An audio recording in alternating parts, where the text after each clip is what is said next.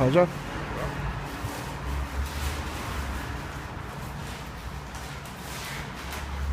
Hvad er I gang med at flytte? Der med at tømme. Tøm det er bare... Okay. Det er en fodslag. Ja, men jeg forstår. Men er det køkkenudstyr og sofaen og sådan noget? Eller hvad skal jeg ellers Der er tømme? ikke noget køkkenudstyr. Nej, hvad skal jeg ellers tømme? Så de skal tømme alt det med sager. Okay. Hvad med væggen og sådan noget? Skal jeg også gøre det? Det har vi nogle rimelig 5 uger. Vi flytter, men Okay. Super. vi skal bare tage... Super, det er i orden.